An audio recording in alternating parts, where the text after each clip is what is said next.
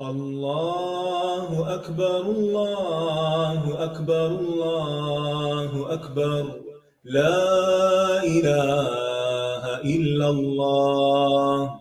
الله أكبر الله أكبر ولله الحمد. الله أكبر الله أكبر الله أكبر، لا إله إلا الله. الله أكبر الله أكبر ولله الحمد.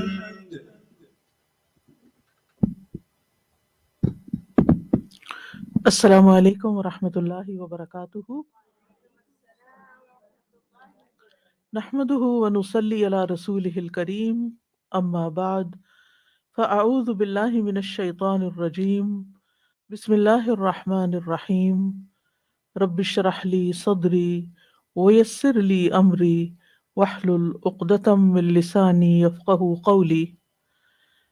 آج ہم انشاءاللہ سورۃ یاسین کی آیت نمبر 13 سے تفسیر شروع کریں گے۔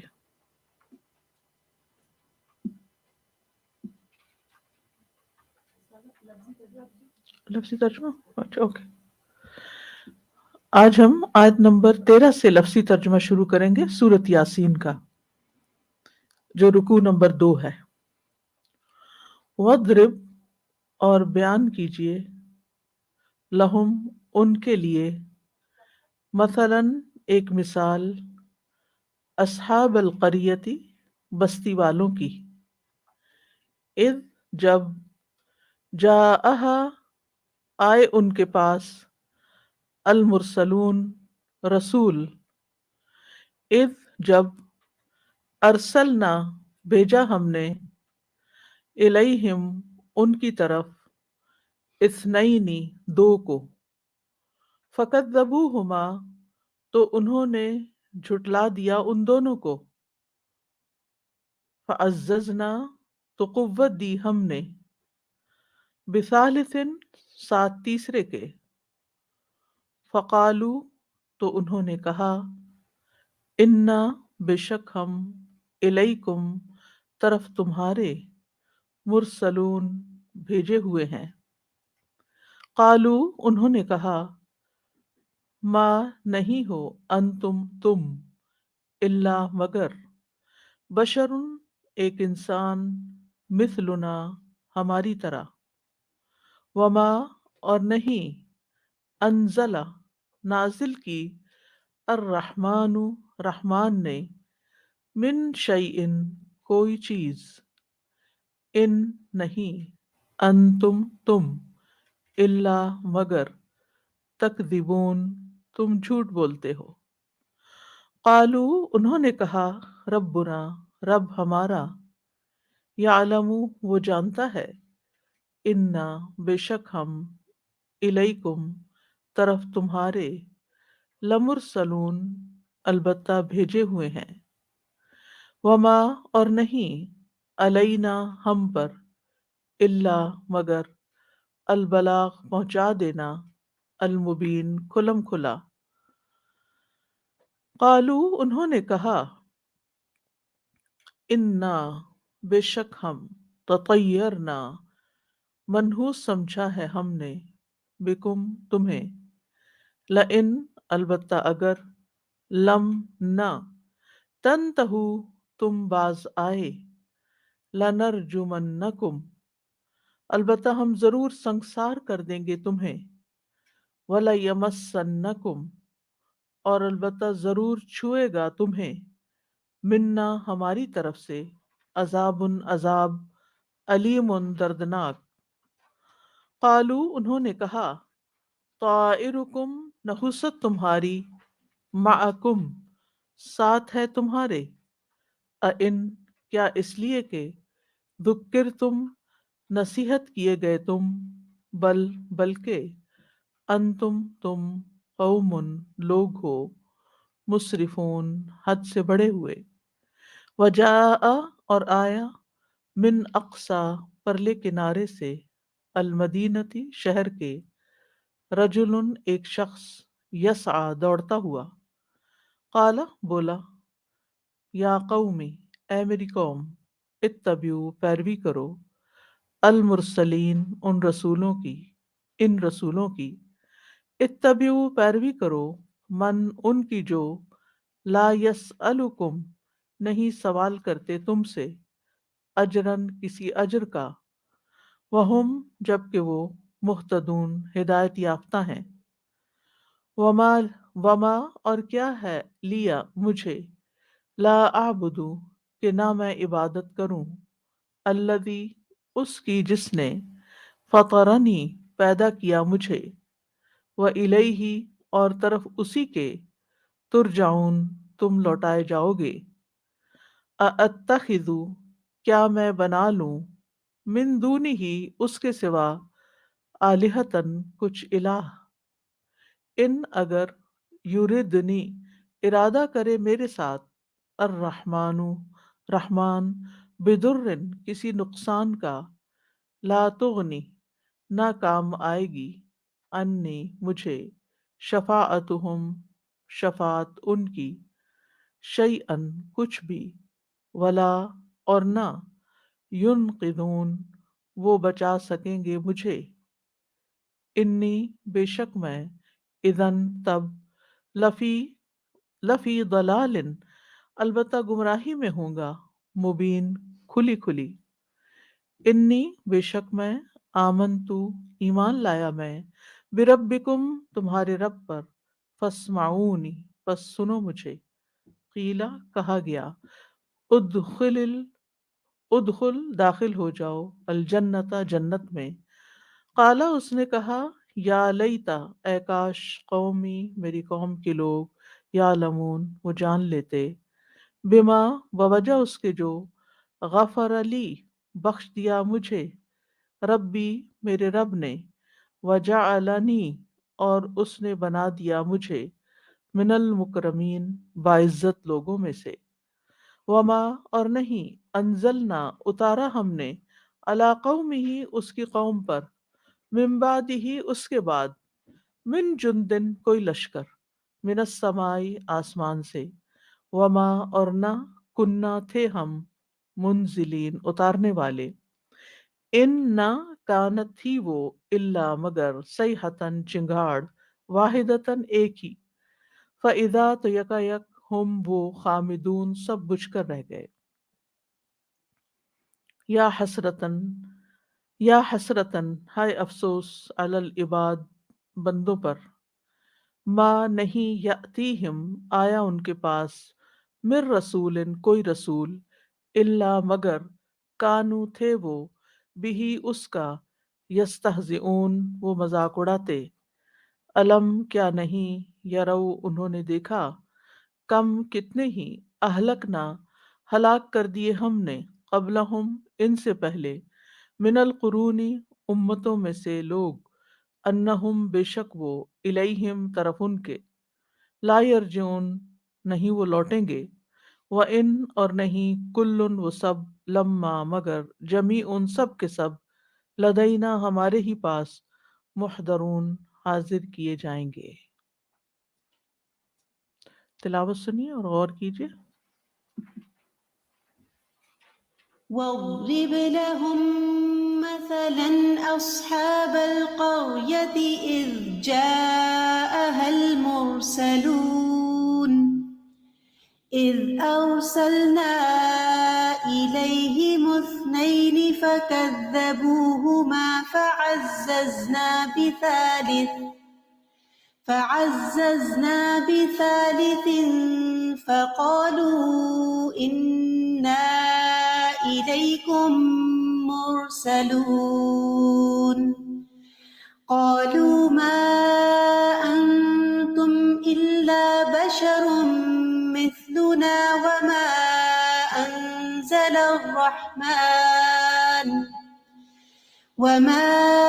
أنزل الرحمن من شيء إن أنتم إلا تكذبون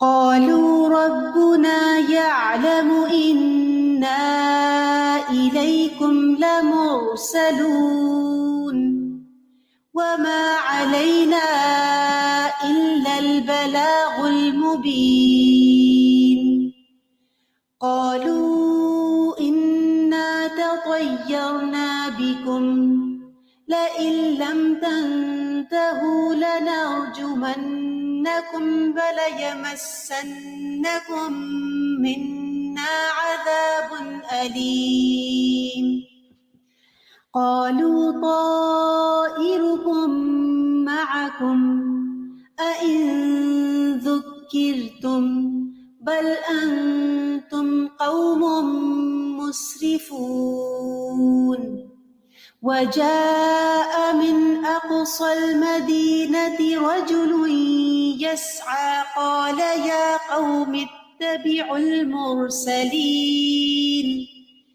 اتبعوا من لا يسألكم أجرا وهم مهتدون وما لي لا أعبد الذي فطرني وإليه ترجعون أأتخذ من دونه آلهة إن يردني الرحمن بضر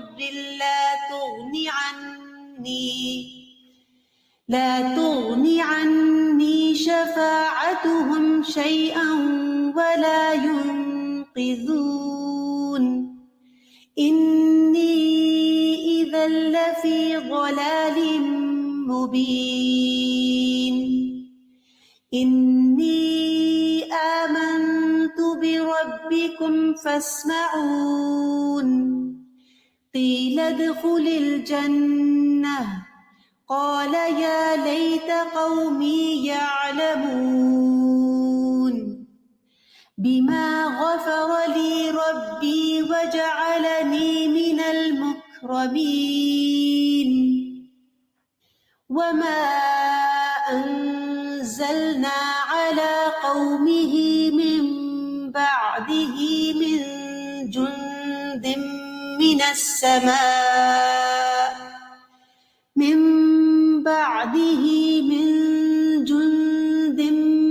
السماء وما كنا منزلين إن كانت إلا صيحة واحدة فإذا هم خامدون يا حسرة على العباد ما يأتيهم من رسول إلا كانوا به يستهزئون ألم يروا كم أهلكنا قبلهم من القرون أنهم إليهم لا يرجعون وإن كل لما جميع لدينا محضرون.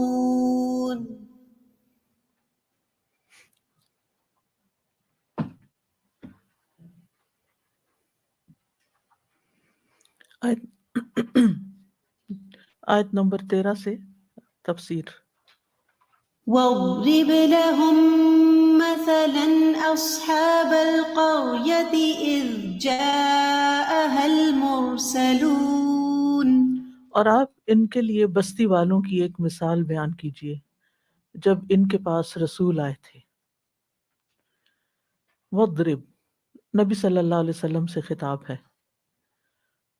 آپ سے فرمایا جا رہا ہے کہ ان کفار مکہ کو ایک بستی والوں کا قصہ سنا دیں جن کی طرف ہماری طرف سے بھیجے ہوئے رسول آئے تھے ان کی ہدایت کے لیے، لیکن انہوں نے اپنے رسولوں کو جھٹلا دیا. اور پھر دیکھیے کہ ان کا انجام کیا ہوا. تو یہ لوگ بھی اس انجام کو اپنے سامنے رکھیں کہ رسولوں کو جھٹلانے کا انجام کیا ہوتا ہے. اور اس کے علاوہ نبی صلی اللہ علیہ وسلم کے لیے تسلی بھی ہے اس میں کہ اگر آپ کی قوم آپ کو جھٹلا رہی ہے تو آپ سے پہلے بھی رسولوں کو جھٹلایا گیا، تو آپ اس بات کی پرواہ نہ کریں. وَاضْرِبْ لَهُمْ مَثَلًا، اور بیان کیجئے ان کے لیے، یعنی ان کی نصیحت کے لیے، مثلاً ایک مثال. یعنی اہل مکہ کے لیے ایک مثال بیان کیجیے. اسی سے لفظ ضرب المثل ہے. ضرب کا معنی ہوتا ہے ایک چیز کو دوسری پر مارنا، اور ضرب المثل کا مطلب ہوتا ہے کسی بات کو اس طرح بیان کرنا کہ اس سے دوسری بات کی وضاحت ہو جائے. یعنی ایک بات کر کے دوسری بات کی وضاحت کر دینا.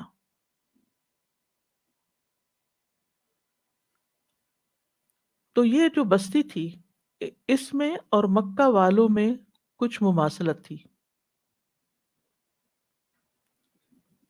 یعنی ان کی طرف بھی رسول بھیجے گئے اور مکہ والوں کی طرف بھی. اس لیے آپ صلی اللہ علیہ وسلم کے ذریعے اہل مکہ کو ان کا قصہ سنایا جا رہا ہے بطور مثال کہ ماضی میں ایک کہانی گزر چکی ہے، اب دیکھو کہ اس کہانی کا انجام کیا ہوا اور اپنا مستقبل سوچو. اس جا اہل مرسلون، جب ان کے پاس کچھ رسول آئے. یہاں آپ دیکھ رہے ہیں کہ نہ بستی کا تعین ہے نہ رسولوں کا نام بتایا گیا. عام طور پر ہوتا ہے وَإِلَىٰ مَدْيَنَ أَخَاهُمْ شُعَيْبًا، مدین کا نام بھی لیا گیا اور شعیب علیہ السلام کا بھی لیا گیا. فرعون کا لیا گیا نام اور پھر موسیٰ علیہ السلام کا کہ ان کو ان کی طرف بھیجا گیا تھا. عیسیٰ علیہ السلام کا نام لیا گیا اور رسول الا بنی اسرائیل کہا گیا. تو بہت سے انبیاء اور جس قوم کی طرف بھیجے گئے اس قوم کا نام بھی بتایا گیا. وَإِلَىٰ عَادٍ أَخَاهُمْ هُودًا، سمود کی طرف صالح علیہ السلام کو بھیجا گیا. لیکن یہاں نہ پیغمبروں کا نام ہے اور نہ ہی بستی کا نام ہے، اور کسی صحیح حدیث میں بھی نہیں ہے.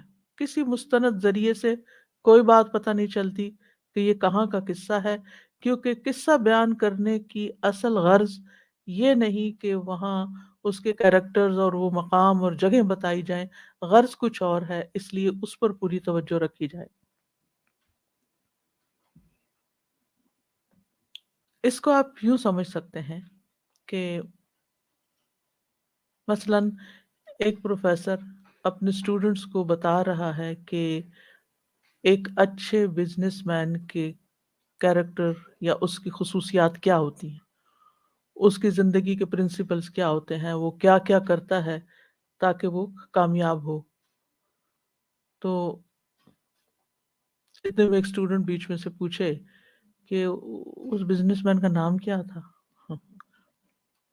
تو یہ سوال کیسا ہوگا؟ ایک سلی کویسچن. اچھا اس کا رنگ کیا تھا، وہ گورا تھا یا کالا تھا؟ اس سے کیا فرق پڑتا ہے، وہ کوئی بھی ہو. اصل میں تو یہ دیکھو کہ وہ کامیاب انسان تھا اور اس کے یہ اور یہ اصول تھے، اس نے یہاں سے کام شروع کیا اور یہاں انجام یہ ہوا.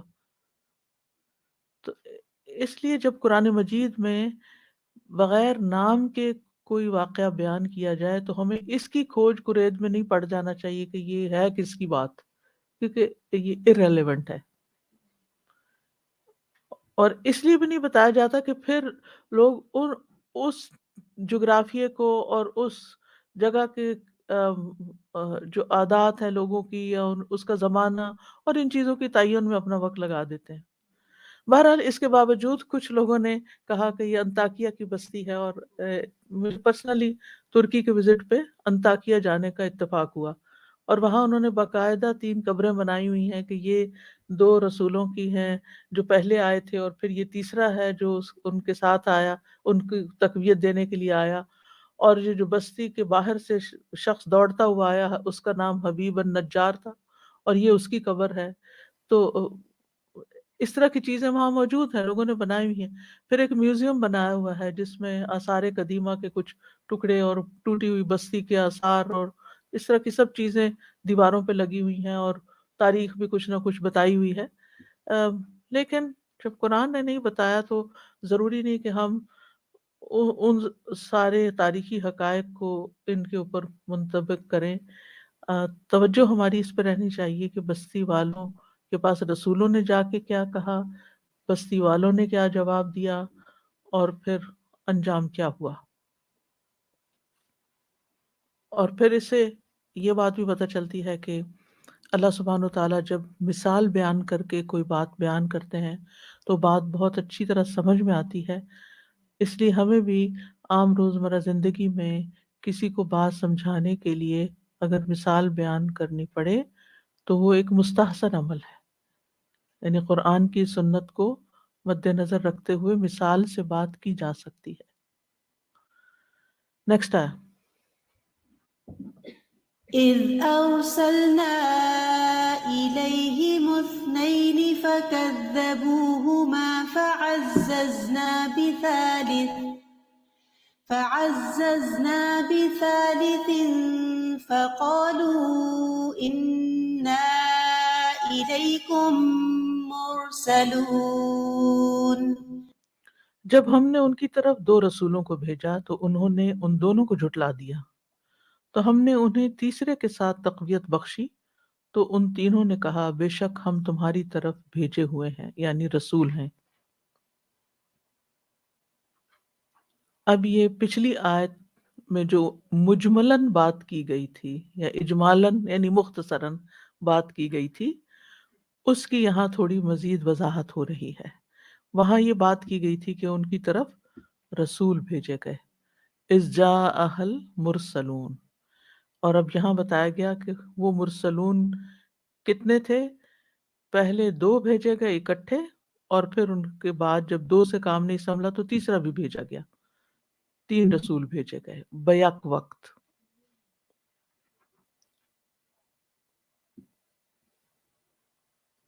اور مرسل وہ ہوتا ہے جو اللہ کی طرف سے اپوائنٹڈ ہوتا ہے. مثلاً میں اگر کسی کو کسی کام کے لیے کوئی پیغام دے کے بھیجوں تو وہ لفظی معنی تو رسول کا بنتا ہے، لیکن وہ رسول نہیں کہلاتا کہ فلاں اس کی طرف سے رسول بن کے آیا ہے. نہیں، یہ نہیں ہم کہتے، یا مرسل بن کے آیا. رسول اصطلاحی معنوں میں وہی ہوتا ہے جس کو اللہ سبحانہ تعالیٰ اپوائنٹ کرتے ہیں ایز رسول. نہ کوئی خود رسول بن سکتا ہے اور نہ ہی کوئی اور کسی کو رسول بنا کے بھیج سکتا ہے. کیونکہ بعض تفاسیر میں آپ پڑھیں گے کہ عیسیٰ علیہ السلام نے اپنے 2 حواریوں کو ان کی طرف بھیجا تھا رسول بنا کر، لیکن اصولی طور پر یہ بات درست نہیں، کیونکہ کوئی پیغمبر کسی کو رسول بنا کر نہیں بھیجتا. اس کی دلیل کیا ہے؟ موسیٰ علیہ السلام نے جب اپنے لیے مددگار چاہا تو اللہ سبحانہ تعالیٰ سے دعا کی وَاجْعَل لِّي وَزِيرًا مِّنْ أَهْلِي هَارُونَ أَخِي اُشْدُدْ بِهِ أَزْرِي وَأَشْرِكْهُ فِي أَمْرِي، کہ اس کو میرے کام میں یعنی نبوت کے اس کام میں شریک کریں. مراد کیا ہے کہ آپ ان کو بھی نبی بنا کر بھیجیں، آپ اپوائنٹ کریں ان کو نبی. انہوں نے یہ نہیں کیا کہ اچھا یہ میرا بھائی ہے میں اس کو بھی نبی بنا رہا ہوں. ایسے نہیں ہو سکتا. دنیا میں جیسے بادشاہ وغیرہ لوگ ہوتے ہیں تو وہ اپنے بعد اپنے بیٹے کو، بھائی کو، کسی کو اور کو بادشاہ مقرر کر دیتے ہیں، نائب یا اپنا خلیفہ. لیکن رسالت میں ایسے نہیں کیا جا سکتا. فَكَذَّبُوهُمَا، تو بستی والوں نے ان دونوں رسولوں کو جھٹلا دیا. فَعَزَّزْنَا بِثَالِثٍ، جب انہوں نے ایسا کیا تو ہم نے تیسرے رسول کو ان دونوں کی مدد کے لیے بھیجا. عززنا کے ایک معنی ہے ان کو مضبوطی دی، تقویت دی. ایک معنی یہ بھی ہے کہ ہم نے ان میں اضافہ کر دیا، اور یہ کہ ہم نے ان کو قوت دی. عزت سے یہ لفظ ہے. عزت کیا ہوتی ہے؟ محفوظ ہونے کی قوت. فَقَالُوا إِنَّا إِلَيْكُمْ مُرْسَلُونَ، تو ان سب نے یہی کہا کہ بے شک ہم تمہاری طرف بھیجے گئے ہیں، ہم بھیجے ہوئے ہیں، ہم اللہ کے رسول ہیں. اس آیت سے یہ بات پتہ چلتی ہے بڑی اہم، کہ اہم کاموں کے لیے، بڑے کاموں کے لیے بعض اوقات ایک شخص کافی نہیں ہوتا، ٹیم کی ضرورت ہوتی ہے، ٹیم مل کے کام کرتی ہے. تو یہاں 2، ایک اکیلا اور 2 11 تو ہو گئے، لیکن پھر بھی مزید ضرورت تھی، تو پھر تیسرا بھی آ گیا. اور نیک مددگار جو ہوتا ہے، اسسٹنٹ جو ہوتا ہے، ساتھی جو ہوتا ہے، اس سے کام آسان ہو جاتے ہیں۔ اس کا فائدہ یہ ہوتا ہے کہ انسان اپنے کچھ کام اس کو ڈیلیگیٹ کر دیتا ہے، یا اہم کاموں میں اس سے مشورہ لیتا ہے۔ تو وزیر کا لفظ وزر سے ہے۔ وزر کس کو کہتے ہیں؟ بوجھ کو۔ تو وزیر فعیل کے وزن پر کیا بنا؟ بوجھ اٹھانے والا، فاعل کے معنوں میں۔ اور اگر مفعول بھی ہو تو وہ جس پہ بوجھ ڈال دیا جائے، ہم؟ یعنی جو بوجھ اٹھانے والا ہے۔ تو چاہے گھر میں آپ ہوں یا آپ کہیں باہر کام کر رہے ہوں، تو دوسروں کو ساتھ ملانا جو ہے یہ ایک بہت بڑی خوبی ہوتی ہے۔ دوسروں کو ساتھ لے کے چلنا، اس میں مشکل ضرور ہوتی ہے۔ بعض ماؤں کو میں نے دیکھا ہے کہ جب وہ کچن میں کام کرتی ہے تو بچوں کو پاس نہیں آنے دیتی، تم چلو جاؤ سب اندر بیٹھ جاؤ، میں اکیلی ادھر کروں گی کام، تم لوگ شور کرتے ہو، تم لوگ کو کام نہیں آتا۔ اب کیا ہوتا ہے، وہ بچے کبھی ساری زندگی کام نہیں سیکھتے، وہ کچھ نہیں کرنا آتا، نکمے بیکار ہوتے ہیں، کیونکہ نہ انہوں نے ماں کو دیکھا کام کرتے ہوئے، اور نہ ہی کوئی اسکل سیکھی، نہ کوئی طریقہ سیکھا، اور وہ بیکار کے بیکار دوسروں کے سر پہ بوجھ۔ کچھ نہیں آتا ایسے بچوں کو، چھوٹا سا کام بھی ان کے لیے پہاڑ بن جاتا ہے زندگی میں۔ تو ٹھیک ہے، آپ نے اپنی زندگی تو انجوائے کر لی، لیکن دوسروں کی زندگی مشکل کر دی۔ ایسی بچیاں جب دوسروں کے گھر میں جاتی ہیں تو پھر مشکلات پیدا ہوتی ہیں۔ ظاہر ہے کہ وہ نہ شوہر کی خدمت کر سکتی ہیں، نہ اپنے سسرال کو دیکھ سکتی ہیں، نہ کسی آئے گئے کو دیکھ سکتی ہیں، تو اب مشکل ہی ہوئی نا سب کے لیے۔ لیکن جو مائیں بچپن سے بچیوں کو ساتھ لگا لیتی ہیں نا کام میں، الٹے مطلب نہیں کام کرنا آ رہا، الٹا کر دیا، غلط کر دیا، پیار سے محبت سے پھر سکھایا پھر سکھایا، کیونکہ کوئی کام بھی ایک دفعہ کرنے سے نہیں آتا، دیکھ کے بھی آتا ہے، لیکن کروا کے پریکٹس پریکٹس پریکٹس، تب انسان ماہر ہوتا ہے، تب وہ بوجھ اٹھانے کے قابل ہوتا ہے۔ تو ٹیم ورک میں سب سے بڑی مشکل یہ ہوتی ہے کہ کچھ لوگ وہ کہتے ہیں مائی وے اور ہائی وے، میں بس یہ کروں گی ورنہ میں تو جا رہی ہوں یہاں سے، مجھے کسی اور کو ساتھ نہیں ملانا۔ کیا ہے، وہ اکیلے بھی سارے کاموں میں پورے نہیں پڑتے وہ لوگ، کہ ایک اکیلا کیسے کر سکتا سارے کام، کبھی یہ پلہ چھٹ جاتا، کبھی وہ چھٹ جاتا، کبھی وہ چھٹ جاتا ہے۔ تو اس لیے بہت ضروری ہوتا ہے کہ زندگی میں دوسروں کو ساتھ ملائیں چاہے مشکل ہو، ان کو سکھائیں چاہے مشکل ہو۔ اس کے دو فائدے ہوتے ہیں، ایک تو اپنا کام کم ہوتا ہے اور انسان کو مزید کوئی اور کام کرنے کا موقع مل جاتا ہے۔ یعنی ایک کام جو آپ نے تجربہ کر لیا، اب آپ نے دوسرے کو ہینڈ اوور کر دیا، آپ آگے بڑھ گئے، آپ کی بھی ترقی ہو گئی۔ اور دوسرا یہ کہ ایک اور تیار ہو گیا، ہم میں سے ہر شخص نے دنیا سے جانا ہے، کسی نے بھی یہاں نہیں بیٹھے رہنا، تو پھر ایسا نہ ہو کہ جب ہم نہ ہو تو کچھ کام ہی نہ ہو، یعنی اور لوگ ہوں جو اس کو سنبھالنے والے ہوں، چاہے وہ ہمارا گھر ہو، چاہے وہ ادارہ ہو، چاہے کوئی چیز ہو۔ تو مشکل ضرور ہوگی سکھانے میں، لیکن ان مع العسر یسرا، تنگی کے ساتھ آسانی بھی ہے، آسانیاں بھی بہت ہوں گی اس میں۔ آپ کے نفس پہ گراں گزرے گا، آپ کی جو وہ ایک بادشاہت ہے گھر میں، یا آپ کی جو بڑا پن بنا ہوا ہے، اس میں فرق آئے گا، لیکن اس میں آسانی بھی ہوگی۔ اور جتنے بھی کامیاب ترین انسان ہیں، وہ جیسے وہ یہ بھی کہتے ہیں نا، ہر کامیاب مرد کے پیچھے ایک عورت کا ہاتھ ہوتا ہے، تو وہ یہ وزیر والا ہی کردار ادا کر رہی ہوتی ہے وہ عورت، اور وائس ورثہ بھی ہو سکتا ہے۔ ٹھیک ہے، تو فور فرنٹ پہ تو کوئی ایک آدھی ہوتا ہے، باقی تو پیچھے سے مددگار ہوتے ہیں نا، انصار ہوتے ہیں، اور پھر وہ کام سیکھتے جاتے ہیں۔ تو ایک فائدہ تو یہ کہ دوسروں کو سکھا کے بوجھ ہلکا کیا جائے، دوسرا فائدہ یہ کہ اپنے لیے صدقہ جاریہ بنایا جائے۔ جب آپ نے کسی کو ایک حرف بھی سکھا دیا، آپ نے کسی کو کوئی کام سکھا دیا، تو اب نتیجہ کیا ہوگا اس کا؟ جتنا وہ کام کرے گا وہ آپ ہی کو ثواب ملے گا۔ تو جو شخص اللہ کی خاطر کام کرتا ہے نا، اس کو اس میں کوئی رکاوٹ نہیں ہوتی، وہ خوشی سے کام دیتا ہے دوسرے کو کہ یہ بھی میرا ثواب ہے۔ الدال علی الخیر کفاعلہ، جو خیر کے کام پہ کسی کی رہنمائی کر دیتا ہے، کسی کو چلنا سکھا دیتا ہے، وہ ایسا ہی ہے جیسے اس نے خود کر لیا۔ کیونکہ بعض اوقات ہم انسیکیور ہوتے ہیں نا، ہم کہتے ہیں اگر کوئی یہ میرے حصے کا کام کرنے لگے تو پھر میری تو بات ہی چلی رہی، پھر میرا کیا بنے گا، پھر مجھے کون جانے گا، پھر میری اہمیت کیا رہے گی؟ اہمیت ہمارے بنانے سے نہیں بنا کرتی، محبت ہم نہیں کسی کے دل میں گھول کے ڈال سکتے، یہ رزق اللہ کی طرف سے آتا ہے۔ اور جو جتنا ہی خیر کرتا ہے نا دوسروں کے ساتھ، جس کا دل جتنا کھلا ہوتا ہے، جو دوسروں کے لیے اپنے سے بہتر چاہ رہا ہوتا ہے، وہ ایسی وائبس جاتی ہیں کہ دوسرے خود بخود آپ سے محبت کرنے لگتے ہیں۔ اور جب آپ ہر چیز، آپ کے اندر سخاوت، یہ بھی ایک سخاوت کی قسم ہے، جب آپ کے اندر سخاوت نہیں ہوتی، آپ ہر خوشی اپنے اندر ہی رکھنا چاہتے ہیں، تو پھر دوسروں کو آپ سے کوئی مطلب نہیں۔ کہتے ہیں نا، خیر الناس من ینفع الناس، لوگوں میں سب سے بہترین وہ ہے جو لوگوں کو فائدہ پہنچائے۔ تو ہمیشہ سوچا کریں کہ جو کچھ مجھے اللہ نے سکھایا ہے، اس سے دوسروں کو کیا فائدہ پہنچ رہا ہے۔ یعنی نوبل شخص وہ نہیں جو صرف چیریٹی کرتا ہے، نوبیلٹی صرف چیریٹی میں نہیں ہے۔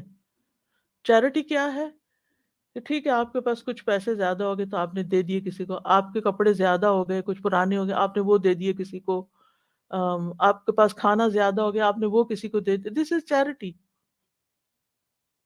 تو چیریٹی کا مطلب کیا ہے کہ اس کا مطلب یہ ہے، یعنی جہاں بہت چیریٹی ہوتی ہے، اس کا مطلب ہے کہ وہاں غریب بہت بستے ہیں، ٹھیک ہے۔ نوبلٹی کیا ہے؟ نوبلٹی یہ ہے کہ جو آپ کے پاس ہے اس میں سے کچھ آپ دے دیں کسی کو، جو آپ کی ضرورت کا ہے، یا جو اسکل آپ کے پاس ہے، جو آپ اپنے لیے استعمال کر رہے ہیں، جس سے آپ فائدہ اٹھا رہے ہیں، اس میں سے کچھ حصہ نکال کے آپ کسی اور کو دے دیں۔ ایکسٹرا ٹھیک ہے، وہ میں نہیں کہتی ایکسٹرا نہ دیں، ایکسٹرا بھی نکالتے جائیں۔ قرآن میں کیا آتا ہے؟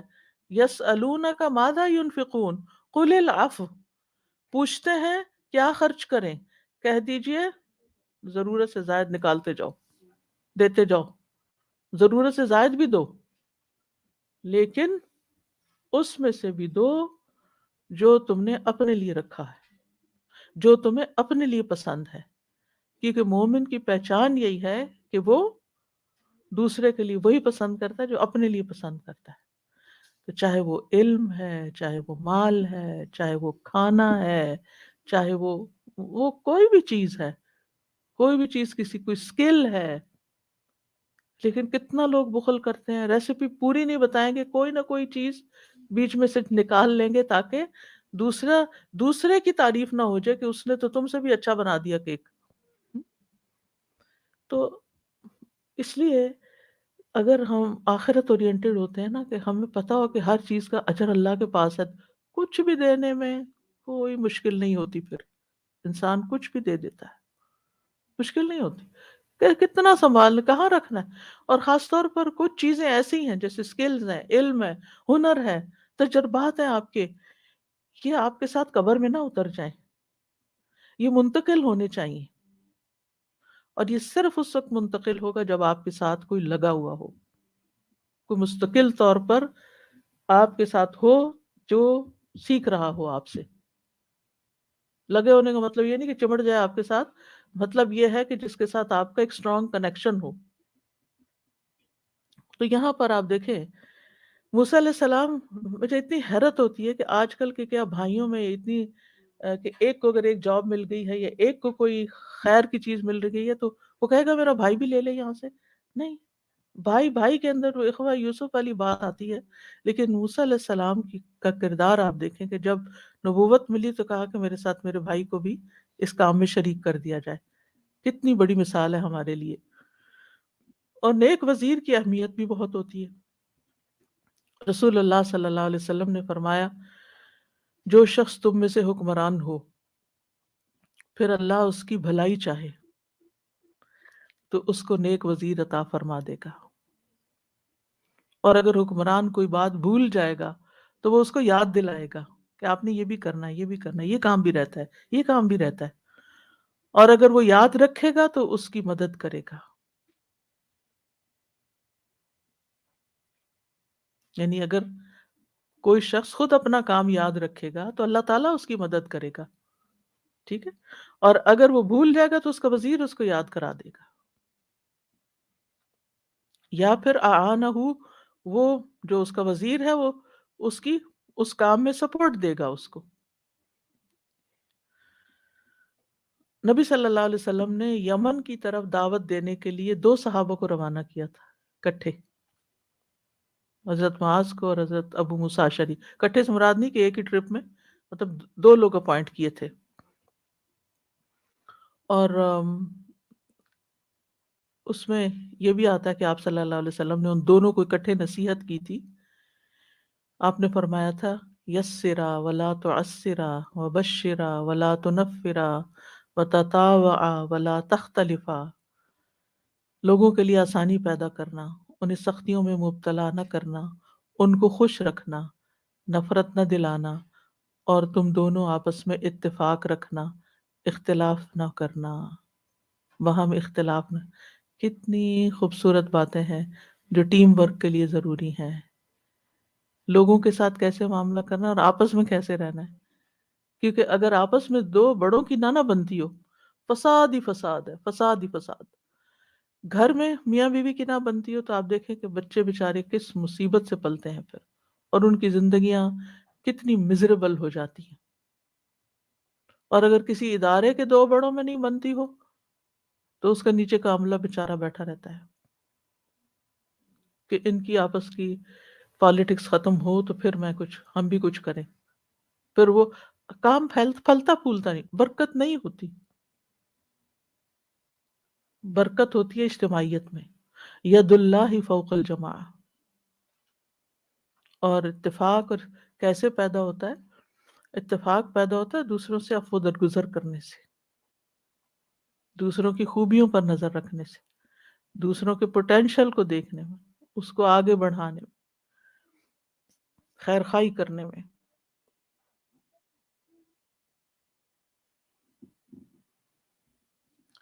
قالوا ما انتم نیکسٹ آیا.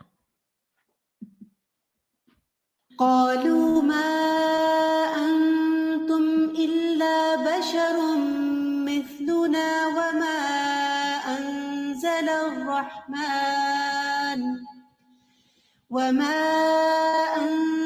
الرحمن من شيء إن أنتم إلا تكذبون. انہوں نے کہا تم ہماری طرح کے انسان ہی تو ہو اور رحمان نے کوئی چیز نہیں اتاری، تم محض جھوٹ بولتے ہو. یعنی صاف انکار کر دیا، ہم نہیں مانیں گے تمہیں، تم تو جھوٹے لوگ. سبحان اللہ، پیغمبر سے زیادہ تو کوئی سچا ہی نہیں ہوتا، اور ان کو الزام دے رہے ہیں کہ تم جھوٹ بولتے ہو. اور پھر قالوا ما انتم الا بشر مثلنا، تکبر اور ہٹ دھرمی سے کہنے لگے کہ تم ہماری طرح کے انسان ہی تو ہو. یعنی تم انسان ہو، رسول نہیں ہو. اور یہ کہ انسانوں کے لیے رسول بننا ممکن نہیں ہے. مطلب کیا تھا کہ رسول ہونے کے لیے کوئی اور مخلوق آتی، کوئی اور مخلوق رسول بن کے آتی. یہ جو اعتراض ہے نا رسولوں پر، یہ تقریباً ہر قوم نے کیا ہے. تم ہمارے جیسے انسان ہی تو ہو، ہم تمہیں کیسے مان لیں. اس کے پیچھے کیا نفسیات ہے؟ تکبر. ہم بھی بڑی چیز ہیں، تم ہمیں کیا سکھانے آئے ہو، تم ہمیں کیا پڑھاؤ. Don't teach me. آج کل تو بچے یہ کہتے ہیں، بس اپنا سرمن بند کرو. تو کسی سے ہم کچھ نصیحت نہیں لینا چاہتے، ہم خود جانتے ہیں ہمیں کیا کرنا ہے. ہم اب میچور ہیں. کیا تمہیں جاہل سمجھتے ہو، ہمیں پاگل سمجھتے ہو؟ ما انتم الا بشر مثلنا، ہمارے جیسے ہی انسان. حالانکہ اگر دیکھا جائے تو انسانوں کی رہنمائی اللہ کی طرف سے اپوائنٹڈ رسول جس طرح کر سکتے ہیں، وہ نہ تو فرشتے کر سکتے ہیں، کیونکہ آپ فرشتوں کے ساتھ ریلیٹ ہی نہیں کر سکتے. نہ فرشتے کھاتے ہیں، نہ وہ سوتے ہیں، نہ وہ بیمار پڑتے ہیں، نہ ان کو کوئی غم دکھ پریشانیاں آتی ہیں. تو پھر وہ آپ کو صرف انفارمیشن پاس آن کر سکتے ہیں، اور وہ تو لے آئے تھے حضرت جبریل علیہ السلام، وہ بھی رسول بن کر آئے تھے، لیکن انسانوں کے سامنے جبریل علیہ السلام رول ماڈل نہیں ہو سکتے تھے، وہ نبی صلی اللہ علیہ وسلم ہی ہو سکتے تھے، کیونکہ یہ بھی کیونکہ اللہ نے انسان کو پیدا کیا نا، اور اللہ تعالیٰ زیادہ بہتر جانتا ہے کہ انسان کی ضرورت کیا ہے، انسان کو رہنمائی کہاں سے زیادہ بہتر مل سکتی، اور اسی وجہ سے آپ دیکھیں کہ ہر پیغمبر اس کی اپنی قوم میں سے آیا ہے، کیونکہ وہ اور زیادہ اس کو ریلیٹ کر سکتے ہیں، کیونکہ انہی کی طرح وہ کھاتا پیتا ہے، انہی کی طرح کی زبان بولتا ہے، انہی کی طرح کا لباس پہنتا ہے، انہی کی طرح کے مسئلے مسائل دیکھتا ہے، تو اس کی بات زیادہ سمجھ میں آتی ہے۔ مثلاً یہاں کے بچے چونکہ یہاں کے اسکولوں میں پڑھے ہیں یا پلے بڑے ہیں یہاں پر اس ماحول میں، تو ان کو اپنے پیرنٹس کی بات کم سمجھ میں آتی ہے، اپنے ٹیچرز کی یا پھر انہی کے طرح کے اسکالرز کی بات زیادہ سمجھ میں آتی ہے، کیونکہ وہ ان سے ریلیٹ کر سکتے ہیں، وہ سمجھ سکتے ہیں کہ وہ کیا زبان بول رہے ہیں، وہ کون سا محاورہ بول رہے ہیں، وہ کون سی مثال دے رہے ہیں، تو وہ ان کے لیے زیادہ آسان ہوتا ہے۔ ایک ایسا شخص آپ کے پاس رسول بن کر آئے جس پہ نہ کبھی کوئی غم گزرا ہو، نہ کوئی دکھ گزرا ہو، نہ کوئی اس کو بھوک لگتی ہو، نہ کوئی، تو آپ تو یہی کہیں گے نا کہ آپ کیا جانے ہمارے مسائل، آپ کو کیا پتا ہم کس چیز سے گزر رہے ہیں، آپ تو ایسے بس نصیحتیں ہی کر رہے ہیں۔ تو قالوا ما انتم الا بشر مثلنا وما انزل الرحمن من شيء، سبحان اللہ، بغیر کسی دلیل کے، بغیر کسی تحقیق کے کہنے لگے رحمان نے کوئی چیز نازل نہیں کی۔ تو رحمان وہ الہ نہیں جو رسول بھیجتا ہے۔ بات یہ ہے کہ رسولوں کے بھیجے جانے کا ہی انکار ہو رہا ہے یہاں بنیادی طور پہ۔ ان انتم الا تکذبون، تم تو محض جھوٹ بولتے ہو، یعنی تم اپنے اس پیغام میں جھوٹے ہو کہ صرف ایک اللہ ہے، ایک ہی معبود ہے ہمارا، اور اس بات میں بھی تم جھوٹ بول رہے ہو کہ تمہیں اللہ نے بھیجا ہے رسول بنا کر۔ تو اس آیت سے یہ بات پتہ چلتی ہے کہ ہر دور کے کفار اور منکرین کی حالت اور نفسیات ملتی جلتی ہے، چاہے ہزاروں سال پہلے کے ہوں یا آپ کے ہوں۔ ہم؟ ہاں بالکل، اعتراض یہ نہیں ہو سکتا۔ تو ہر دور کے کفار کا پیغمبروں پر ایک ہی اعتراض رہا ہے۔ اس کے جواب میں اللہ تعالیٰ سورۃ الانعام میں فرماتے ہیں وما قدر اللہ حق قدرہ اذ قالوا ما انزل اللہ علی بشر من شیء، انہوں نے اللہ کی قدر نہ کی جس طرح اس کی قدر کا حق ہے جب انہوں نے کہا کہ اللہ نے کسی انسان پر کچھ نہیں نازل کیا۔ سورۃ فرقان میں آتا ہے ما لہذا الرسول یأکل الطعام ویمشی فی الاسواق، یہ کیسا رسول ہے جو کھانا کھاتا اور بازاروں میں چلتا ہے۔ سورۃ تغابن میں آتا ہے فقالوا ابشر یہدوننا، کیا انسان ہماری رہنمائی کریں گے۔ سورۃ الاسراء میں آتا ہے ابعث اللہ بشر الرسولا، کیا اللہ نے انسان کو رسول بنا کے بھیجا ہے۔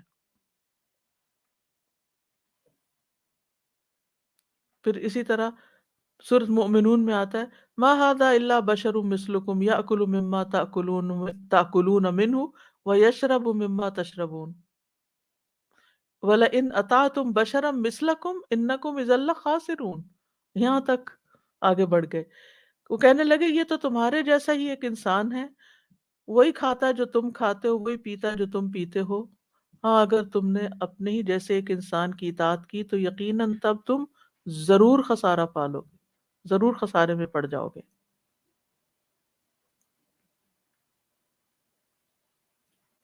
پھر اسی طرح ان کو یہ تھا کہ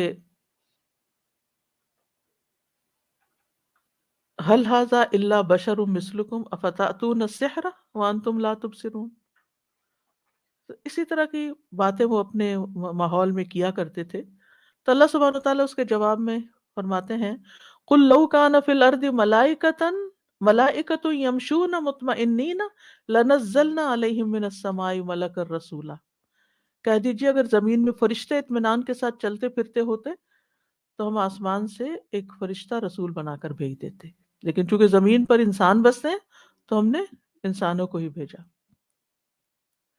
انبیاء نے خود اس بات کا اقرار کیا کہ ہم واقعی بشر ہیں، اور انہیں اس میں کوئی احساس کمتری نہیں تھا، وہ اس میں بالکل کانفیڈنٹ تھے۔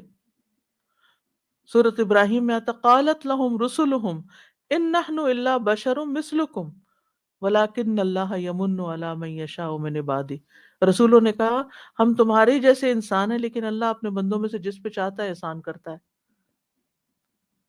نبی صلی اللہ علیہ وسلم نے فرمایا، سورۃ الکہف کے آخر میں آتا ہے نا، انما انا بشر مثلکم یوحی الی، میں تمہاری طرح کا ایک انسان ہوں، میری طرف بس وحی کی جاتی ہے۔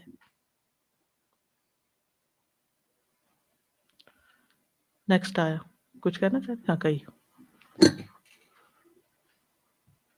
سازا جی، میں سوچ رہی تھی کہ جیسے تکبر کی ہم نے پچھلے 24 جز میں بھی تواتر سے فرعون اور اس کا سلسلہ آیا تھا، اور ابھی بھی، اور سبحان اللہ صورت سٹارٹ ہوئی اس سے کہ وہ توق میں جیسے جکڑے ہوئے ہوں گے، تو وہ جو ایک ان کا تکبر ہے اور جو بے لچک ہونا ہے کہ ان کے اندر فلیکسیبلٹی نہیں ہے کہ اپنے آپ کو گراؤنڈ کریں، جیسے آپ نے ایک دفعہ کہا تھا کہ کچھ لینے کے لیے جھکنا پڑتا ہے، تو دیٹ از لیکنگ۔ اور یہی چیز ہم دیکھتے ہیں کہ سبحان اللہ کہ آئی تھنک کیسا یہ ٹیسٹ ہے نا ساتھ کہ فرسٹ لیول پہ ہی ٹیسٹ ہو جاتا ہے کہ اچھا تمہارے ایکول ہیں، ہاں ہیومن بینگ ہیں، لیکن are you ready to submit کہ وہ اللہ کے رسول ہیں، اور وہیں پہ کرائٹیریا ڈٹرمن ہو جاتا ہے کہ اگر وہ مانا ہے تو پھر then you will take whatever is being revealed. And then I realise سبحان اللہ کہ یہ نہیں فرق پڑتا کہ کون کہہ رہا ہے، اصل بات یہ ہے کہ کیا کہا جا رہا ہے، اور یہی اسٹوری کا ڈیمینشن ہے کہ اسٹوری میں پھر یہ مینشن نہیں ہے کہ نام کیا ہے، اصل فوکس ہے کہ what is being said and what the lesson in it۔ Next آیا، قالوا ربنا يعلم إنا إليكم لمرسلون۔ ان رسولوں نے کہا ہمارا رب جانتا ہے کہ بے شک ہم تمہاری طرف یقیناً بھیجے ہوئے ہیں، رسول ہیں۔ اب فرق نوٹ کر رہے ہیں، پیچھے کہا مرسلون اور یہاں کہا لمرسلون، یقیناً رسول ہیں، یقیناً اللہ ہی کی طرف سے بھیجے گئے ہیں۔ تو قالوا ربنا یعلم، کہا ہمارا رب جانتا ہے، تم نہیں مانتے نہ مانو، جس نے بھیجا وہ تو اچھی طرح جانتا ہے کہ ہم واقعی رسول ہیں۔ تو تاکید کے ساتھ اپنی رسالت کو یقینی ثابت کیا ہے۔ انا، اس میں بھی تاکید ہے، لمرسلون میں بھی لام کی تاکید ہے، اور ربنا یعلم میں بھی ایک طرح سے تاکید ہی ہے۔ تو جتنی شدت سے قوم نے رسولوں کا انکار کیا، اتنی ہی تاکید سے پیغمبروں نے اپنے آپ کو رسول ثابت کیا۔ یہاں پر آپ دیکھیے کہ ان کا کتنا حوصلہ تھا، وہ ان کو جھٹلا رہے ہیں اور وہ ذرا بھی اس سے متاثر نہیں ہو رہے۔ اپنے آپ کو رکھ کے دیکھیے، اگر کوئی آپ کو کہ تم بالکل جھوٹے انسان ہو، کیا ریئیکشن ہوگا؟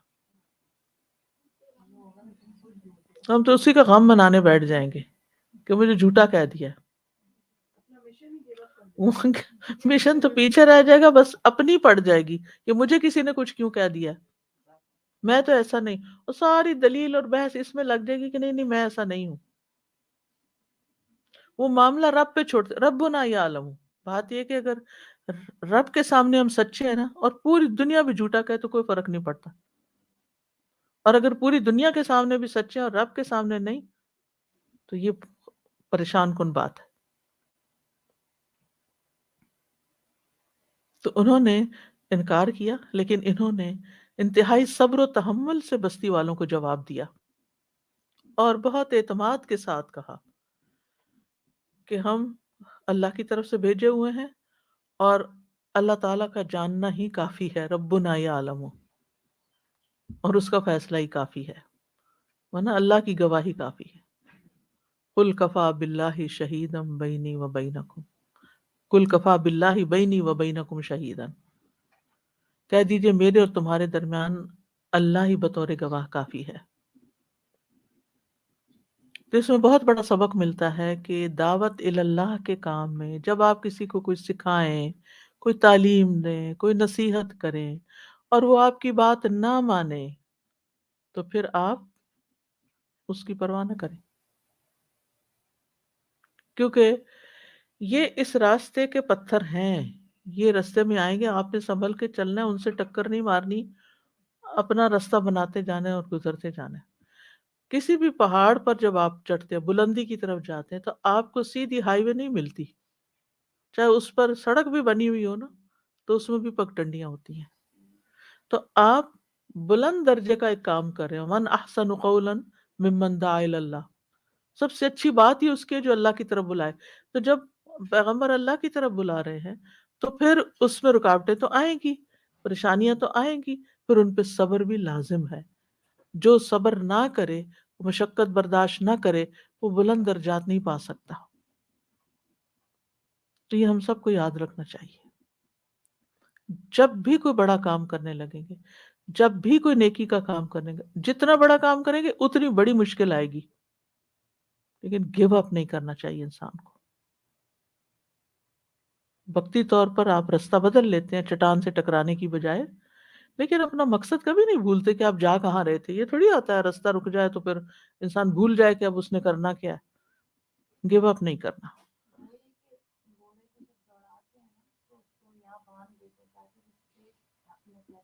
بالکل، جی بالکل، کبھی آپ نے ٹانگے کا سفر کیا ہو تو وہ گھوڑا جو ہے ویسے بھی گھوڑے کو جب دوڑاتے ہیں تو اس کی آنکھوں کے اوپر آپ نے دیکھا ہوگا وہ رکھا ہوا ہوتا ہے، لگے ہوئے ہوتے ہیں پیڈ، وہ کیا ہوتے ہیں، جی، تاکہ وہ فوکسڈ رہے، سیدھا دیکھے، ادھر ادھر نہ دیکھے، تو بہت ضروری ہوتا ہے، ورنہ آپ ریس ہار جائیں گے۔ رسول اللہ صلی اللہ علیہ وسلم نے فرمایا، تمہیں تعجب نہیں ہوتا کہ اللہ تعالیٰ مجھ سے قریش کی گالیوں اور لعنت ملامت کو کس طرح دور کرتا ہے؟ وہ مجھے مذمم کہہ کے برا کہتے ہیں، مذمم کہہ کے لعنت کرتے ہیں، حالانکہ میں تو محمد ہوں۔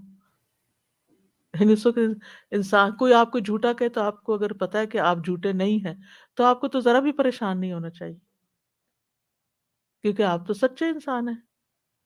کسی نے کہہ دیا تو کیا آپ واقعی جھوٹے ہو جائیں گے؟ نہیں، کچھ بھی نہیں ہوتا آپ کو، سچ ایک دن ظاہر ہو کے رہتا ہے۔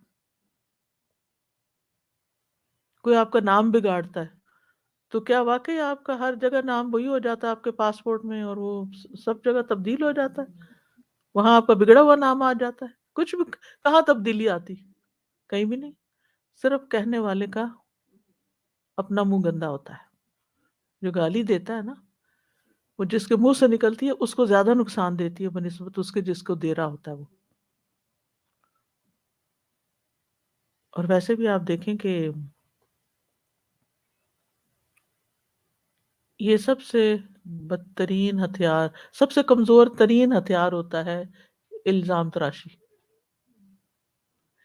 آپ کو اگر کسی کو کچھ کہنا ہے تو آپ کیا کہیں؟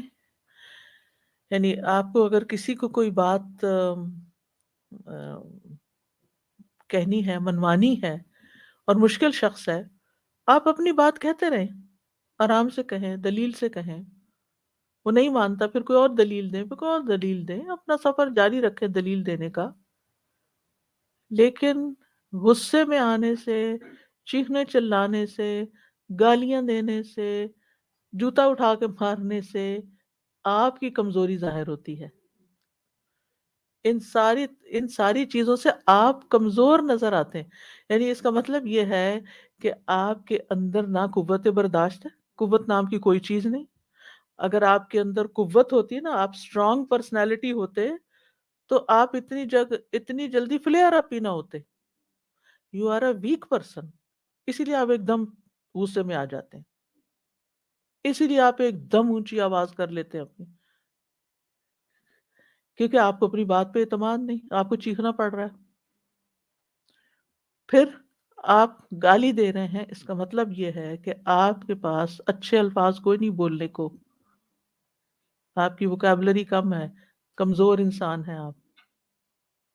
پھر آپ اپنے دوسرے کو مارنا شروع کرتے ہیں یا مارتے ہیں، آپ کمزور انسان ہیں، آپ کے پاس دلیل نہیں تھی لہذا آپ کو جوتے کی ضرورت پڑی۔ اس لیے جب بھی کسی سے کوئی کام کروانا ہو تو آپ کو بات کرنی آنی چاہیے، آپ کے پاس اپنے دلائل اکٹھے ہونے چاہیے، چاہے بچے کو سمجھانا ہے، شوہر سے کوئی بات کرنی ہے، ماں باپ سے کرنی ہے، بہن بھائیوں سے کرنی ہے، کسی اور سے کرنی ہے جس سے آپ کو کام لینا ہے، دلائل پہ دلائل دیتے جائیں، ہارے نہیں۔ اور یہ بھی نہیں سارے ایک ہی دن دے دیں، ایک دیں، اس کو ڈائجسٹ کرنے دیں، وہ نہیں کر رہا، باہر نکال رہا ہے، تھوڑا ٹھہر جائیں۔ ایسا ہوتا ہے نا، بچے کو آپ کھانا کھلاتے تو بعض اوقات وہ، یا بعض اوقات آپ خود دوا پی رہے ہوتے تو کیا ہوتا ہے، دل متلاتا ہے، تو کیا آپ پھر اور اسی وقت اور پینا شروع کر دیتے ہیں؟ آپ چھوڑ دیتے، رکھ دیتے ہیں تھوڑی دیر، پھر جب آپ سیٹل ہو جاتے ہیں پھر آپ دوبارہ پھر اٹھا لیتے ہیں کہ نہیں پینی تو ہے نا، یہ تو ڈوز ہے آج کی، اتنی تو لینی ہے، پھر لینی ہے پھر۔ تو یہ مختلف بیماریوں میں آپ دیکھیں کہ وقفہ کیوں دیتے ہیں کہ جسم اتنی برداشت کر سکتا ہے ایک وقت میں، دوسروں کا بھی لحاظ رکھا کریں، دوسرے میری اتنی ڈوز بس برداشت کر سکتے ہیں ابھی، آج ہی کے دن سارا بڑاس نہیں نکالنی، آج اتنی سی بات کافی ہے، آج بس تھوڑی سی ہلکی پھلکی، ہم جیسے سنو پڑتی ہے، ابھی میں دیکھ رہی تھی کہ شروع ہو گئی الحمدللہ آج پہلے دن، تو رم جم تھوڑی تھوڑی ہلکی ہلکی ہلکی ہلکی، بس سنو تو ویسے ہی ہلکی ہلکی پڑتی، لیکن ایک دم سٹارم نہیں آتا، ہمیں عادی کرنے کے لیے پہلے فلریز پڑتی ہیں، پھر ہم دیکھتے ہیں، پھر تھوڑا سا مزید، پھر مزید۔ جی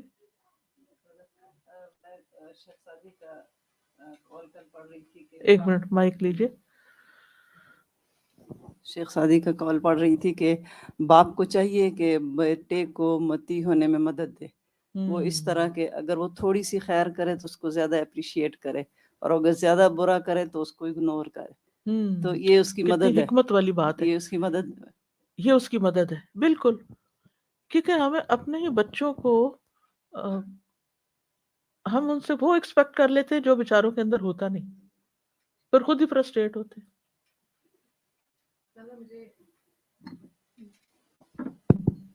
مجھے وہ ایک محاورہ یاد آ رہا تھا کہ زبان کا گھاؤ جو ہے وہ تلوار کے گھاؤ سے زیادہ شدید ہوتا ہے۔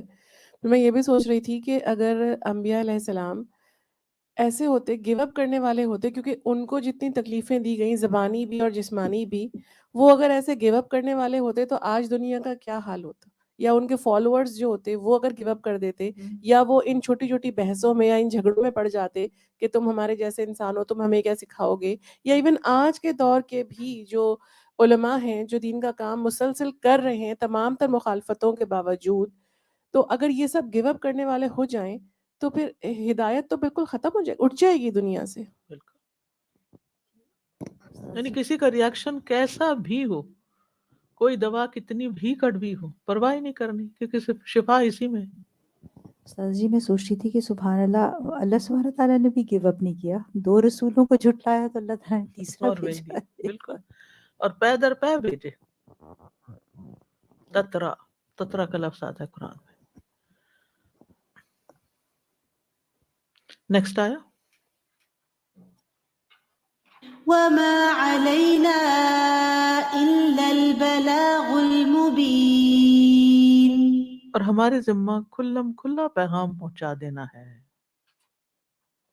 واضح پیغام پہنچا دینا ہے، یعنی ہمیں آپ کے پاس اس لیے بھیجا گیا کہ ہم پیغام پہنچائیں، اور ہم وہ واضح طور پہ اچھی طرح پہنچائیں گے۔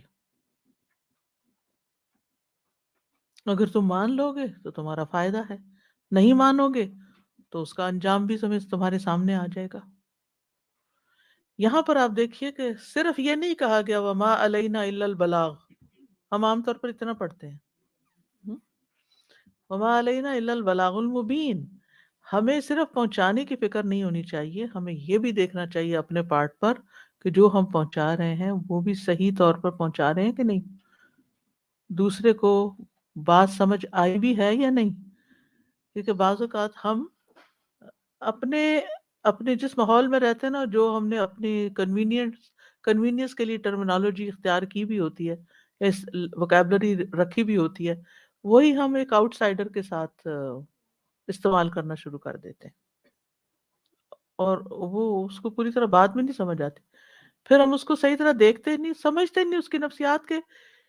یہ سر تو ہلا رہا ہے، مگر اس سے پوچھے تو صحیح کہ آپ کی بات اس کو پہنچی بھی ہے کہ نہیں، کتنی سمجھی اس نے بات. تو تبلیغ کے کام میں ابلاغ مبین کی بہت زیادہ امپورٹنس ہے کہ حق ادا کریں آپ، کہ بات دوسرے کی سمجھ میں آئے. کچھ لوگوں کو اپنا امیج بنانے کی بڑی فکر ہوتی ہے، وہ اپنا امیج بنانے کے لیے مشکل مشکل لفظ بولیں گے. ہاں یعنی کہ اور زبان بیچ میں کہیں فرینچ کا کوئی جملہ بول دیں گے، کبھی عربی کا بول دیں گے، کبھی کوئی اور بول دیں گے. اب ایک عام بندہ جو ہے اس کو تو کوئی سمجھ نہیں آئے گی، وہ آدھی بات سنے گا، آدھی نہیں سنے گا، آدھی سمجھے گا، آدھی نہیں سمجھے گا. اسی لیے آپ دیکھیں کہ قرآن حالانکہ اللہ کا کلام ہے، لیکن کیسی زبان میں ہے کہ ایک کم پڑھے لکھے کو بھی سمجھ آ جاتا ہے اور ایک ہائیلی ایجوکیٹڈ کو بھی سمجھ آتا ہے. اور ابلاغ کا یہی طریقہ ہوتا ہے، ابلاغ دین کا. اور اس میں سب سے پہلی چیز ہے یہ کہ بات وہ کریں، بات ایسی کریں، اس طریقے سے کریں کہ دوسرے کو سمجھ آئے، اس کے لیے مشکل نہ پیدا کریں. بشرا ولا تنفرا، یسرا ولا تعسرا. نیکسٹ آیا. قالوا إنا تطيرنا بكم لئن لم تنتهوا لنرجمنكم وليمسنكم منا عذاب أليم. انہوں نے کہا بے شک ہم تمہیں منحوس سمجھتے ہیں، اگر تم باز نہ آئے تو ہم ضرور تمہیں سنگسار کر دیں گے، اور ضرور تمہیں ہماری طرف سے عذاب پہنچے گا. یعنی جب بستی والے دلیل کے ساتھ جواب نہیں دے سکے، جواب تھا نہیں ان کے پاس، تو دھمکی دینے پہ اتر آئے، جیسے کہ فرعون نے کیا تھا کہ میں تمہارے سولی چڑھا دوں گا تمہیں. تو انہوں نے بھی کہا کہ اگر تم اپنے اس کام، اس پروگرام سے باز نہیں آئے، اس دعوت سے باز نہیں آئے، تو ہم تمہیں پتھر مار مار کے ہلاک کر دیں گے، اور تمہیں ہمارے ہاتھوں دردناک سزا سے دوچار ہونا پڑے گا. اس سے اندازہ لگائیں کہ بستی والوں نے کس بری طرح رد کی تھی بات. قالوا انا تطیرنا بکم، پہلے تو کہا تم جھوٹے ہو، اب کہا تم منحوس بھی ہو. انا للہ و انا الیہ راجعون. اللہ کے بھیجے ہوئے رسولوں کے ساتھ یہ سلوک کتنی بڑی بات ہے. یہ مثال صرف مکہ والوں کے لیے نہیں، مثال ہمارے لیے بھی ہے جو دین کا کام کرتے ہیں، کہ کس طرح کے ری ایکشن آتے ہیں سامنے سے، کیسے جواب دیتے ہیں لوگ. تطیرنا کا لفظ جو ہے یہ تطیر سے ہے. تطیر کہتے ہیں نحوست پکڑنے کو. یعنی ہم اچھا اس کو عام فہم دیکھیں ذرا. ہمارے معاشرے میں بھی توہمات ہے نا، وہ کچھ لوگوں کو منحوس سمجھتے ہیں لوگ. مثلا شادی کے موقع پر کسی بیوہ کو نہیں بلائیں گے، یا خاص طور پر جس کا نیا نیا کوئی ایسا ہی شوہر فوت ہوا ہو یا کچھ، تو کہتے ہیں یہ منحوس ہے.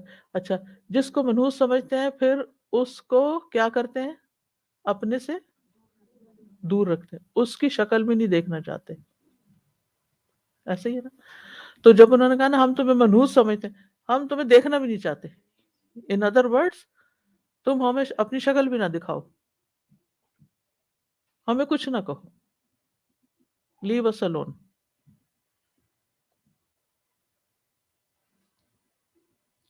اور عموماً یہ بھی ہوتا ہے کہ جب کوئی پیغمبر کو نہیں مانتا تو پھر مشکلات بھی آتی ہیں اس قوم پر.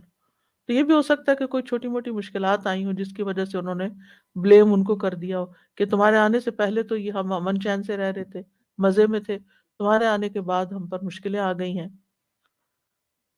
اور ویسے بھی اگر کوئی تکلیف پہنچتی ہے تو تم ہی ہو اس کی ریزن.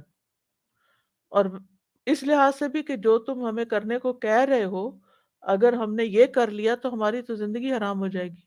ہر دور میں لوگوں کا یہی خوف رہا ہے کہ پیغمبروں کی بات مانی، دین والوں کی بات مانی، قرآن پڑھ لیا تو زندگی مشکل ہو جائے گی، عمل کرنا پڑے گا، ہمیں اپنا لائف سٹائل چینج کرنا پڑے گا.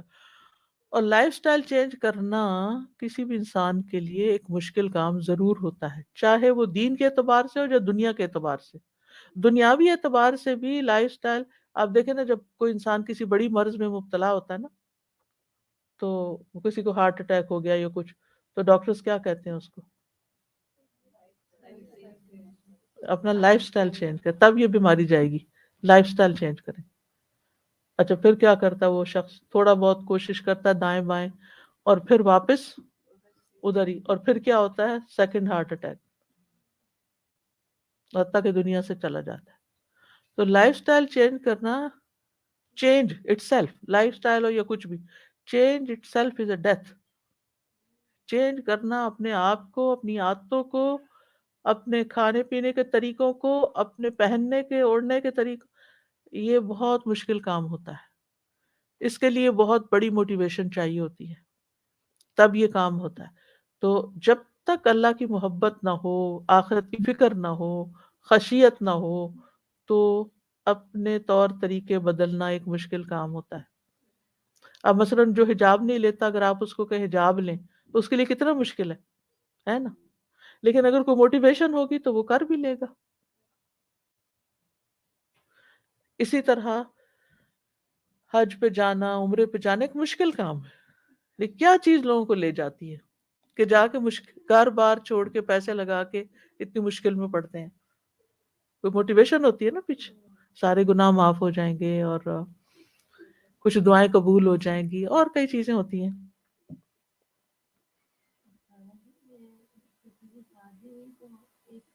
مائک دیجیے.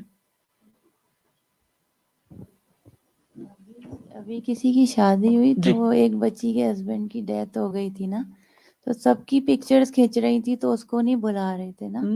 کہنے لگے کہ نہیں ابھی اس کی نئی نئی ڈیتھ ہوئی ہے، تو کہنے کا مطلب کہ شادی جا رہی ہے تو اس کے ابھی بٹھانا اس کے ساتھ صحیح نہیں ہے. اس کو سمجھ رہے ہیں جیسے استغفر نعوذ اللہ. باللہ، موت اس کے ہاتھ میں تھی. وہ جی اگر اس کے کنٹرول میں کچھ ہوتا تو وہ مرنے دیتی. ہاں، کہنے نہیں ابھی یہ نوصیت ہوتی ہے پاس بٹھانا نا. اچھا ٹھیک ہے، تو اللہ تعالیٰ کے کام ہے. اسی طرح جس عورت کا بچہ پیدا نہیں ہوتا، تو جب کوئی بیبی پیدا ہوتا ہے تو اس کو آنے نہیں دیتے دیکھنے کے لیے. ڈیورس کے بعد بھی ایسے ہی کرتے ہیں.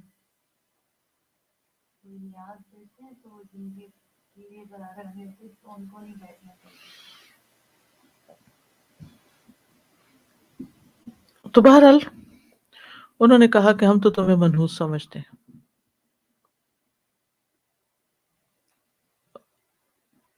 عرب کے منافقین اور کفار بھی نبی صلی اللہ علیہ وسلم کے بارے میں اس طرح کی باتیں کیا کرتے تھے. سورۃ النساء میں آتا ہے وَإِن تُصِبْهُمْ سَيِّئَةٌ يَقُولُوا هَٰذِهِ مِنْ عِنْدِكَ، اگر انہیں کوئی برائی پہنچتی ہے تو کہتے ہیں یہ آپ کی طرف سے ہے. قوم سمود نے بھی اپنے نبی سے ایسا ہی کہا، اطَّيَّرْنَا بِكَ وَبِمَن مَّعَكَ، ہم تجھ سے اور جو تیرے ساتھ ہیں ان سے برا شگون لیتے ہیں. قوم فرعون کا بھی یہی رویہ تھا. وَإِن تُصِبْهُمْ سَيِّئَةٌ يَطَّيَّرُوا بِمُوسَىٰ وَمَن مَّعَهُ، سورۃ الاعراف میں آتا ہے لَئِن لَّمْ تَنْتَهُوا لَنَرْجُمَنَّكُمْ، مزید دھمکی. اب آپ دیکھیں پروگریشن ہو رہی ہے. پہلے جھوٹا کہا، پھر منحوس کہا، پہلے کہا کہ تمہاری بات نہیں سننا چاہتے، تم جھوٹے ہو، پھر کہا منحوس ہے تمہیں دیکھنا نہیں چاہتے، اور اب کیا کہا اگر پھر بھی نہیں باز آتے تو ہم تمہیں پتھر مار مار کے مار دیں گے. اب تشدد پہ آمادہ ہو گئے. پہلے زبانی باتیں تھیں، غضب کا غیظ غصہ، اور اب جوتا اٹھا لی. Next stage. تو کہا کہ ہم تمہیں پتھروں کے ساتھ رجم کر دیں گے، یعنی تمہیں قتل کر دیں گے. دوسرے لفظوں میں وَلَيَمَسَّنَّكُم مِّنَّا عَذَابٌ أَلِيمٌ، اور تمہیں ضرور پہنچے گا ہماری طرف سے دردناک عذاب. یہ کون سا عذاب؟ مس جو ہوتا ہے یہ ہلکا بھی ہوتا ہے اور سخت بھی ہوتا ہے. ٹھیک ہے، تو یہاں عذاب کا مس ہونا یعنی کہ وہ اندر تک سرایت کر جانا. یہ قتل سے پہلے کی سزائیں ہیں، جسمانی سزائیں، یہ مراد ہے یہاں۔ عذاب النلیم سے مراد وہ تکلیفیں ہیں جو الٹیمیٹ مارنے سے پہلے کی انہوں نے سوچی ہوئی تھی، مثلا مارنا پیٹنا، قید کرنا، اور اسی طرح کی۔ میں پڑھ رہی تھی ایک تفسیر میں حبیب النجار کے بارے میں، کہ شاید ابن کثیر میں انہوں نے اس کو کس طرح مارا کہ لوگ اس کے اوپر چڑھ گئے، پیٹ پہ چڑھ کے کودے، اور اسی طرح خبیب تھے حضرت صحابی جن کے ایک ایک جسم کا ٹکڑا جو تھا انہوں نے کاٹا، تو یعنی شہید کرنے سے پہلے۔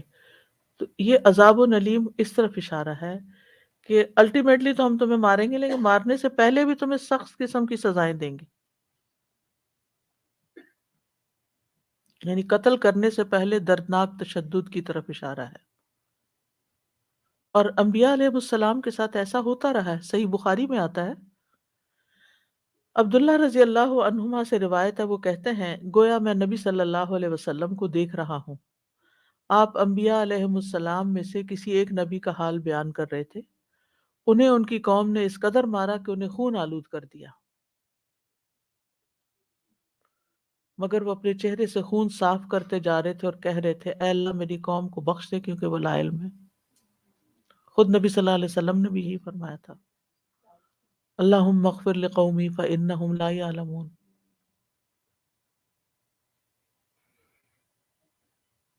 یہ لیوے دینا کسی کو کہ یہ اس کو پتہ نہیں ہے اس لیے یہ ساری حرکتیں کر رہا ہے، نہیں جانتا نہیں ہے، ہم کسی کے بارے میں یہ گمان کریں گے یہ نا سمجھ ہے اس لیے کر رہا ہے۔ کئی عقل مند مائیں یہ کرتی ہیں، نا سمجھ ہے نا اس لیے ایسی حرکتیں کرتا ہے، چھوڑو تم کیا کرتے ہو، کیا مقابلہ کرتے ہو، دو بچے لڑ پڑے نا تو بڑے کو سمجھاتے ہیں یہ بھی نا سمجھ ہے، چھوڑو اس کو، جانے دو، معاف کرو۔ تو اس آیت سے یہ پتہ چلتا ہے کہ جو انبیاء علیہ السلام کا جن قوموں کے ساتھ واسطہ پڑا، ان قوموں نے پیغمبروں کی جس طریقے سے مخالفت کی اس میں ڈرانا دھمکانا بھی شامل ہے، اور نصیحت پہ غور کرنے کی بجائے صرف ضد پہ آ گئے۔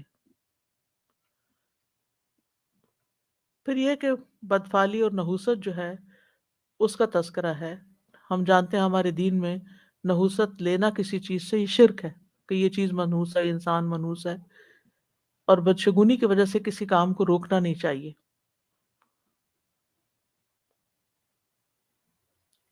قالوا نیکسٹ ہے، بس میرا خیال ہے چلیے بس یہ اتنی ایک آیت میرا خیال ہے اور کر لیتے ہیں۔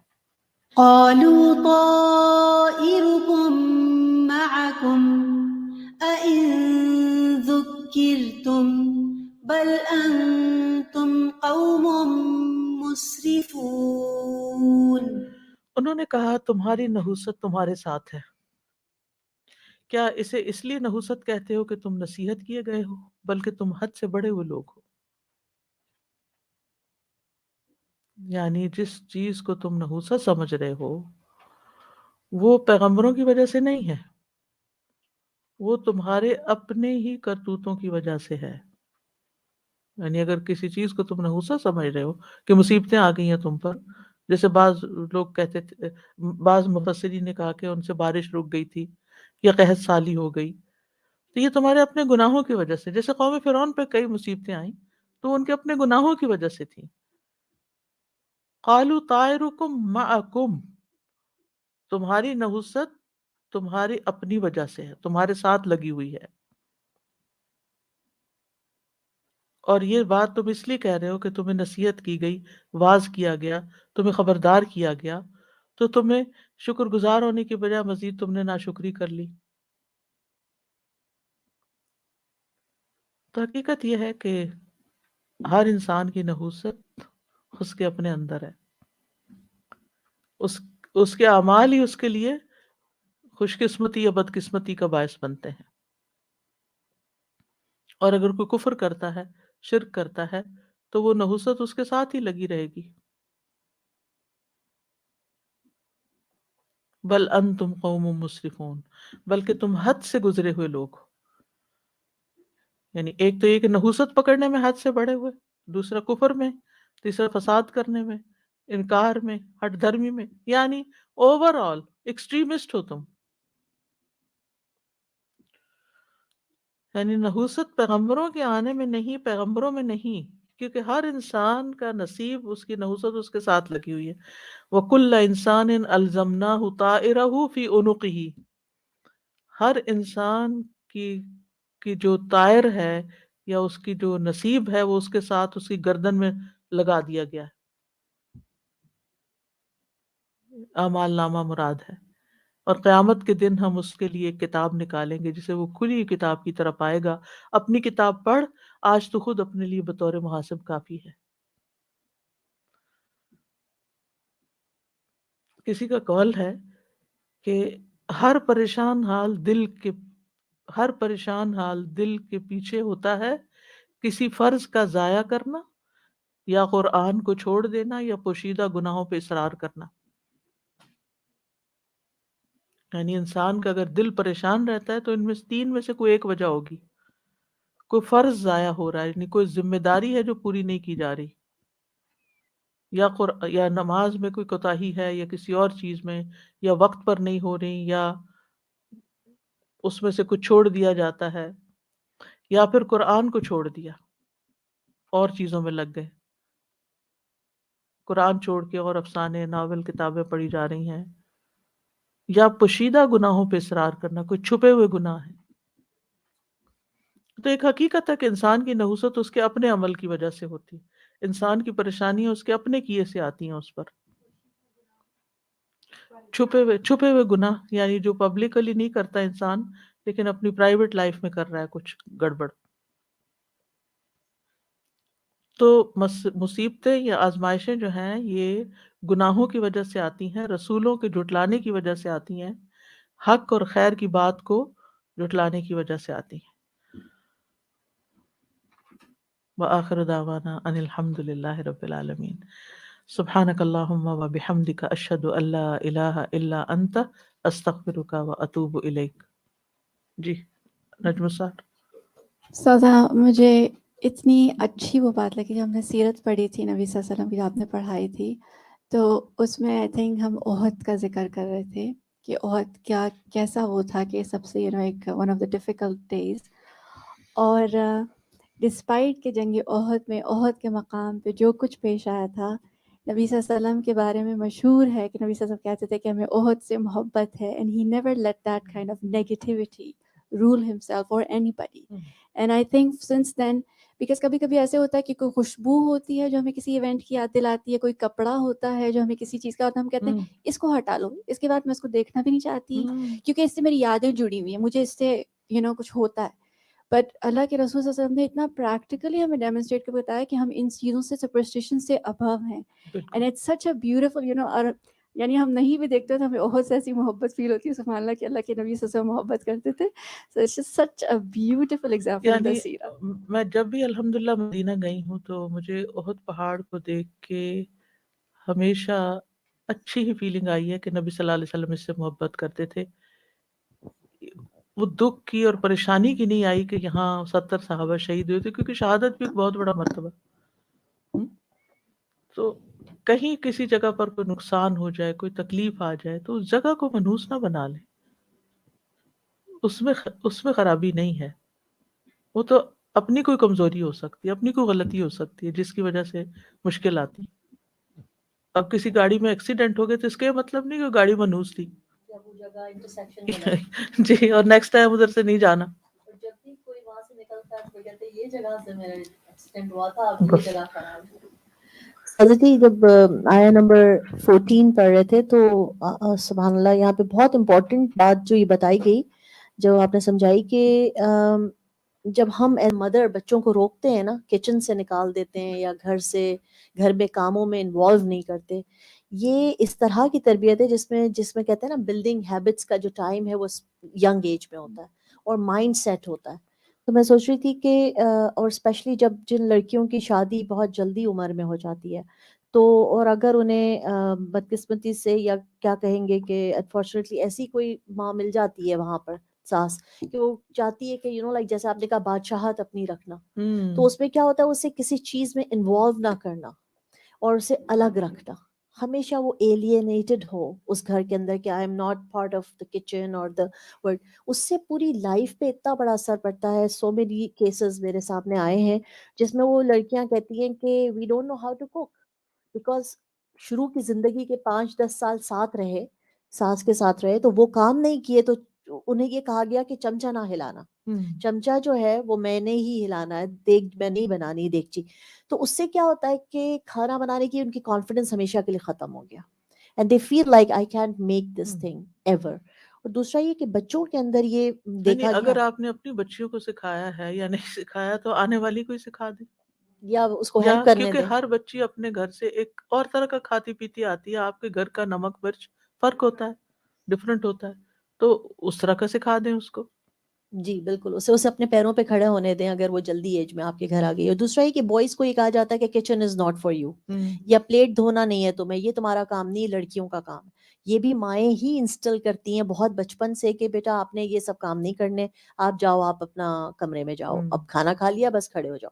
پھر کچھ مائیں ایسے بھی کرتی ہیں کہ بچے کو بالکل کھانا تک نکال کے بھی دیتی ہیں، ہاں اینڈ یہ چمچہ ایک تک عجیب نہیں عادت ہلانے ہوتی ہے، دیتی. جی، اور میں نے یعنی پرسنلی اس دیکھا. قدر کوفت ہوتی ہے کہ یعنی جس نے کھانا ہے اس کو اتنی آزادی بھی نہیں کہ بیچارہ اپنی مرضی سے کم یا زیادہ نکال لے، جی، وہ دوسرا ڈال کے دے رہا ان ہے. کا میری کانفیڈنس شیک کر دیا ہے کہ وہ کہتے ہیں ماما آپ نکال، دعوتوں میں بھی جائیں گے آپ نکالیں ورنہ ہم گرا دیں گے. اینڈ اٹس لائک 15 خوف بیٹھ گیا نا. 20 ایئرز آف لائک ایج. کون کہتا ہے یہ کہ ہم کھانا گرا دیں گے نکالتے ہوئے، because they never took it out. So all these institution جو ہمارا ہے نا وہ ماں ہے. ماں کے پاس سے جب بچہ نکلتا ہے 10-12 سال کا، یہ سارا کانفیڈنس لے کے نکلتا ہے کہ میں یہ سب کر سکتا ہوں، میں ایک انڈا بھی بنا سکتا ہوں، میں اپنے لیے روٹی بھی گرم کر سکتا ہوں. And there is no gender discrimination کہ لڑکا کرے یا کیا لڑکی نبی صلی کرے. اللہ علیہ وسلم اپنے گھر میں نہیں کرتے تھے یہ سب؟ ٹھیک ہے، جزاکم اللہ خیرن، بارک اللہ فیکم. السلام علیکم ورحمۃ اللہ وبرکاتہ. اللهم صل على محمد وعلى آل محمد كما صليت على إبراهيم وعلى آل إبراهيم إنك حميد مجيد. اللهم بارك على محمد وعلى آل محمد كما باركت على إبراهيم وعلى آل إبراهيم إنك حميد مجيد.